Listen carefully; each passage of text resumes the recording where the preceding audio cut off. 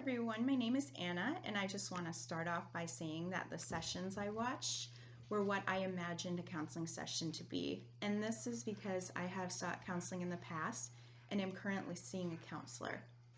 Concerning skills, both counselors are engaged and use basic attending skills such as minimal encouragers and are demonstrating nonverbal cues through SOLAR, which means sitting squarely, open posture, leaning in, using eye contact, and being relaxed. Norman, 1982, states the importance of nonverbal communication. Successful counseling may be determined by the nonverbal communication of both counselor and client, just as much, if not more than, by the words that are spoken, found on page 357. Each counselor also shows advanced empathy toward their client, and you observe the trust and rapport that has been established in their therapeutic relationship. McCarthy and Lachenai, 2017, speak on the cruciality of empathy in the relationship building stage of any relationship, and comment on the research studies that have proven the importance of empathy in the counselor-client relationship, found on page 192. The first counselor uses keyword encouragers to draw out the client's presenting concerns. Both counselors use open questions and open statements and probes, periodically paraphrasing and reflecting the client's feelings.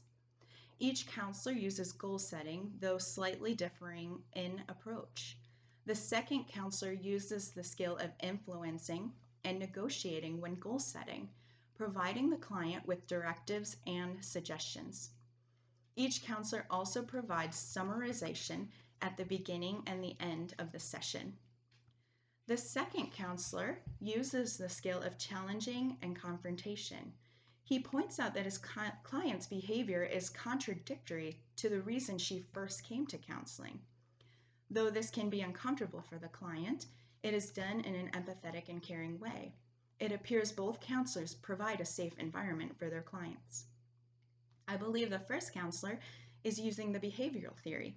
Anthony 2014 and Murdoch 2017, as cited by Simmons and others 2020, provide insight into the methods of behavioral theory.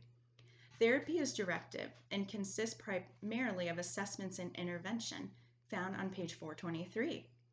I believe the second counselor is using cognitive theory or cognitive behavioral therapy. He points to her past and implies that the way she thinks is affecting her emotions and behaviors, as Simmons and others 2020 point out concerning the method of cognitive theory on page 424. I believe the first counselor would be the best fit for me, and I believe this because my current counselor seems to be utilizing this theoretical method, and it's been very effective in my treatment. A question I have regarding the second counseling session would be, how do you know when it is appropriate to use challenging and confronting skills? And does it depend on the client? It caused me anxiety watching the second session because I'm a non-confrontational person. And so I feel I would need to develop this skill further as a future counselor, seeing that it is effective when used in the proper context. My last thought is I am grateful to have seen these counseling sessions, that it's one thing to read about professional counseling skills and theoretical methods, but it's another to see them used in a professional setting with a client by a licensed professional counselor.